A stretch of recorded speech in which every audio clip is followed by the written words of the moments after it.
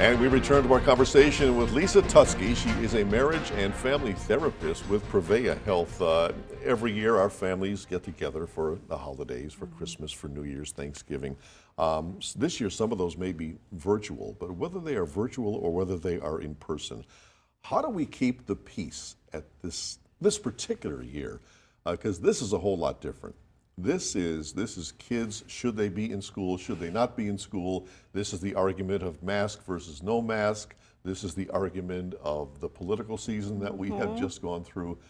And there's an awful chance for danger, let's say, at the Thanksgiving table. There is, what is already considered to be kind of a dicey situation when it comes to conversations with extended family is extra dicey this year because we do have a whole host of new topics to add to the already list of sort of taboo topics that we tend to avoid. And people feel very differently about all of those topics that you mentioned. And you can very much get one side or the other. Now, what I'm recommending to the clients that I see is to try to keep the conversation as neutral as possible. One of the things that can be really helpful is to just use I statements. So I feel or I believe instead of you. To say you're wrong or oh, sure, sure. That sounds very attacking and usually doesn't go over very well. So to say, well, I believe or I feel or this is what I'm going to do for my family is sometimes a little bit easier for people to take in that information. And just maybe even being clear when you're going to attend the holidays either virtually or if people are doing it in person, that there are certain topics that if it gets too heated and too contentious, you're just going to get up and walk away. That's okay to go ahead and take a break. I've noticed in certain situations when we are at Thanksgiving, we're often with people that we're not with very often during the year. We're with them maybe once, maybe twice a year. And those people don't know where you stand politically, let's say, but they think that you are in their corner and they'll whip off a statement and you'll look at them like, no, I'm not there. And you can find yourself wandering into an argument before you know it. Oh, absolutely. It's always that decision between, do I say something or do I just keep my thoughts to myself? My experience has been much of the time, our arguing with somebody who has a different opinion than us is not going to yield any change in how they think. There's absolutely nothing wrong with stating your opinion, stating your facts, but then to leave it at that, to not go further, to not go past that. It's very easy for a conversation to turn into an argument. And at the holidays, things are already really tense. Often people have been drinking more. It's easy for that to go awry. So making those decisions between, is this worth having that conversation or not? It's okay to let some things just go unsaid. We don't always have to give our opinion. Is it a good idea to plan ahead of what your response is going to be? I mean, let's say it's 2 or 3 days right now before Thanksgiving, and you know where Uncle Bill stands on a certain topic, and you know what he's going to say. Is it a good idea to have a plan of attack? If he says this, absolutely. I'll do this. Absolutely. It's great to go in having a plan of attack with, if somebody says something, this is what I'm going to say, or this is how I'm going to avoid those conversations. Maybe not sitting too close to the person or spending a significant amount of time with the person that you know has a very different opinion. Not engaging in that conversation or trying to keep the conversation with those people that have a different opinion, trying to keep that conversation about other things and steering it into other less topics that aren't quite such a landmine. Worst case scenario, you're at the Thanksgiving table, the argument gets heated, somebody walks away from the table, but you're the host or hostess. Oh, yes. How do you handle that? Well, that is always difficult. Usually I like to give people a little bit of time to calm down, so I encourage the host or hostess to just sit there for a few minutes, take a few breaths, let the dust settle a little bit. The person that has walked off will probably come back. If they don't, you go ahead and go check on them and see how they're doing. And then, depending on how that goes, some people will choose to leave, some people will choose to stay. The host or hostess luckily can have all of the food to help to distract. So often moving on to let's serve a different course, or let's have dessert, or everybody let's go play a game, some sort of distraction. Having that planned might be kind of helpful. I have heard some people even have gone so far as to call their home a issue-free zone for that day. You just don't bring anything up. Yep. That is definitely one of the options, is to say these are the topics that are off limits. We are not talking about these topics, or we're going to talk about how are kids doing in school, meaning how are your children doing, or how are you doing, but not talking about the broader opinion of should children be in school, should they not, do we mask, do we not.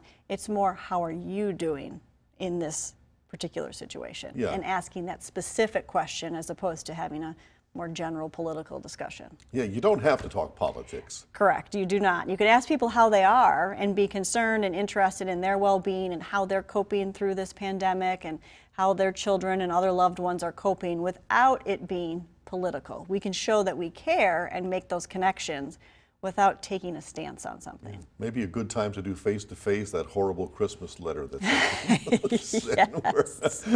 And luckily, if people are doing Zoom, you know, they can just mute. Right. If you're having a Zoom holiday, you just can just push the mute button and then wait till that person is done talking. Are you concerned at all with the level of anxiety we have? Are you concerned it's going to increase as we go toward Thanksgiving and then Christmas and then New Year's? You know, I do. We're dealing with what's already a difficult season. The holidays, winter, you know, this time change, once we flip into it's dark at 4 or 5 o'clock, that just tends to be a difficult time for people. The weather's not great, we can't be outside, so people are inside, closer together. It's already a difficult time of the year. And now you add in the fact that you have all of these other things that people can't do. Children are not going off to school, people are not going off to work, activities, sports, you know, different events aren't occurring, so there really is not an outlet or a break. And that can be extra exhausting on top of just the normal difficulty of this time of the year. Now, I still think logistically it can be difficult. People trying to figure out, how do I shop? Where do I shop? What do I do as far as Christmas and presents, and how do I set some of those limits if I don't feel comfortable doing some of those traditions? One of the things that I've talked about with a lot of my clients is that, you know, the pandemic it's kind of like that static in the background when you're listening to the radio and it's just slightly off tune. You can still hear the music, but that static is in the background and it's annoying, but you get used to it. Now, this pandemic is something that many people are it's starting to be that static. They're getting used to it. They have found ways to live their lives. They found ways to make all of these things work. But it's not normal, and it's still annoying, and it's frustrating. And often we get very fatigued, all of a sudden just very overwhelmed by anxiety, stress, the management of it all. Many people forget how difficult this really is. And it's not something that we've ever endured before. No, we're talking about maybe a Thanksgiving dinner being ruined or a Christmas being ruined, but there's a deeper problem out there for some people. They're unemployed and have been since March. What do you say to those folks? Because a lot of them are still waiting for that first unemployment benefit check to come through. I mean, they just have nothing at this point. Yeah, and what we are saying to those people is please reach out and talk to people. You know, we are worried about people's mental health, depression and anxiety in the face of all of these stressors. And that there are supports out there. You know, we have a lot of different resources available in the community. If you're not comfortable talking to somebody that you're close to, family, friends, then to reach out, talk to your doctor, if you have a counselor, talk to your counselor. These are very, very difficult times for many people. And it has to be frustrating for those folks who don't have the job and don't have the paycheck when they're watching what's going on in Washington and in Madison, or should I say what's not going on. And it's got to add to their frustration. Absolutely. I think there's so many things that are so difficult for all of us. We can look at it and say, oh, why isn't somebody doing something? Or why can't it be different?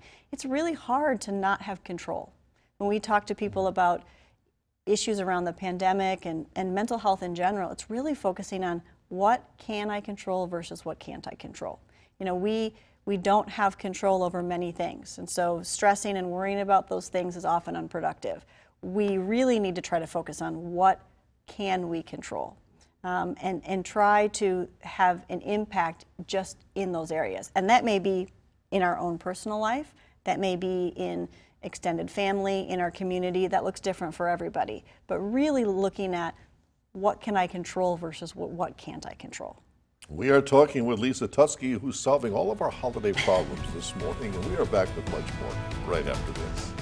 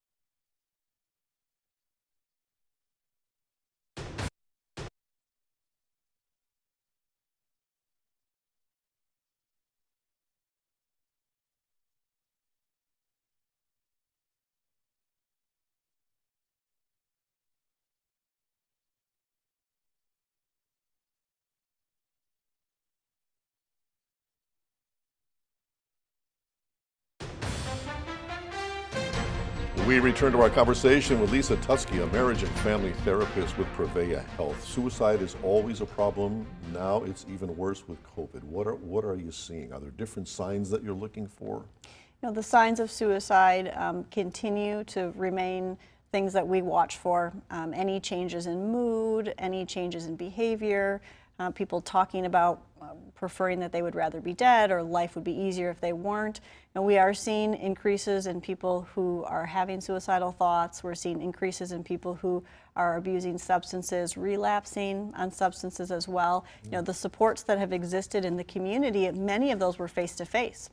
And a lot of that face-to-face support in terms of support groups and meetings and those types of things are now virtual. And that's not necessarily how people want to receive their support or can't receive their support. So we also know that people are more stressed because of all of these issues, which can raise some of the other things that are going on, make those things even worse. You know, it's just sort of becomes that sum total becomes too much. Lisa Tuskey, thanks so very much. You may have saved a few holidays, a few Thanksgivings. Thank you for being with us this morning. Thank you for having me. Much appreciated. And if you have a newsmaker in your town who you think we should have on the show, let us know about it. Send us an email at tips@wearegreenbay.com or just message us on Facebook. And be sure to join us once again Sunday morning at 7:30. Until then, have a good day.